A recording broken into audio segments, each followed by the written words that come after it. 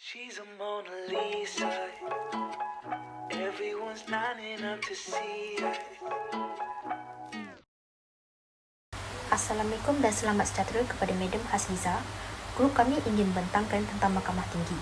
Mahkamah Tinggi Malaysia adalah mahkamah tertinggi ketiga dalam hierarki mahkamah, setelah Mahkamah Persekutuan dan Mahkamah Rayuan. Perkara 121 dalam perlembagaan menetapkan bahawa terdapat dua mahkamah tinggi yang perlu diselaraskan, Mahkamah Tinggi Tanah Melayu dan Mahkamah Tinggi Sabah dan Sarawak. Mahkamah Tinggi Tanah Melayu mempunyai pendaftar utamanya di Kuala Lumpur dan pendaftar lain di semua negeri di semenanjung Malaysia. Sementara Mahkamah Tinggi Sabah dan Sarawak mempunyai pendaftar utama mereka di Kuching dan pendaftar lain di Sabah dan Sarawak. Terdapat 22 pendaftar Mahkamah Tinggi di semua 13 negeri di Malaysia. Kedua-dua Mahkamah Tinggi juga dan lawatan ke bandar-bandar kecil yang lain. Mahkamah Tinggi, Mahkamah Rayuan dan Mahkamah Persekutuan semuanya diklasifikasikan sebagai Mahkamah Agung. Sementara Mahkamah Magistrat dan Mahkamah Seksyen diklasifikasikan sebagai Mahkamah Rendah. Mahkamah Tinggi adalah pengadilan utama dan pengadilan banding dan dipimpin oleh Ketua Hakim Negara. Ketua Hakim Malaya, Sabah dan Sarawak adalah jawatan tertinggi dan keempat tertinggi kehakiman Malaysia setelah Ketua Hakim Mahkamah Persekutuan dan Presiden Mahkamah Rayuan. Seterusnya, peranan Mahkamah Tinggi. Mahkamah Tinggi mempunyai bidang kuasa sivil yang tidak terhad dan umumnya membicarakan kes-kes yang tuntutannya melebihi daripada RM1,000 Malaysia.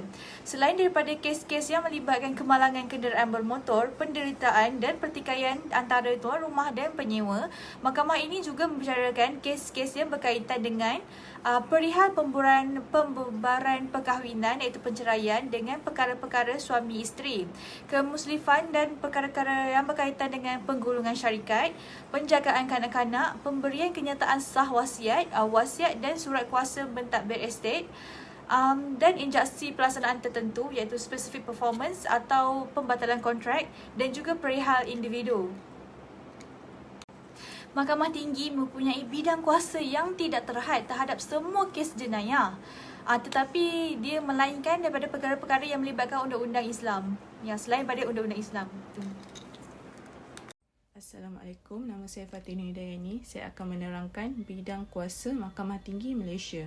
Secara umumnya, Mahkamah Tinggi akan mendengar kes-kes dan pertikaian yang berlaku dalam bidang kuasa semenanjung Malaysia.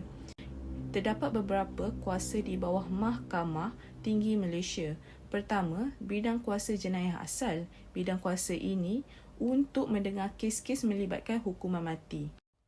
Seterusnya, bidang kuasa sivil adalah sebagaimana yang diperuntukkan oleh Perkara 128 Perlembagaan Persekutuan. Mahkamah Tinggi mempunyai bidang kuasa membicarakan semua kes sivil yang melibatkan perkara-perkara yang berkaitan dengan perkahwinan dan perceraian bagi kaum bukan Muslim. Kemuflisan syarikat-syarikat atau orang perseorangan, menentukan penjagaan kanak-kanak atau harta kanak-kanak, menetapkan penjaga orang-orang yang kurang siuman dan wasiat dan surat kuasa orang yang meninggalkan harta dalam bidang kuasa mahkamah. Akhir sekali, bidang kuasa mendengar rayuan kes jenayah. Mahkamah ini mempunyai bidang kuasa dalam rayuan jenayah iaitu mendengar rayuan mahkamah rendah. Rayuan dibuat atas kesalahan yang hukuman merupakan denda melebihi RM25 Malaysia. Bagi kes tertuduh mengaku bersalah, rayuan hanya boleh dibuat terhadap kes yang berat atau sah hukuman yang dijatuhkan. Dalam kes tertuduh, jika didapati bersalah, rayuan tidak boleh dibuat kecuali oleh pendakwa raya atau dengan keizinan secara bertulis.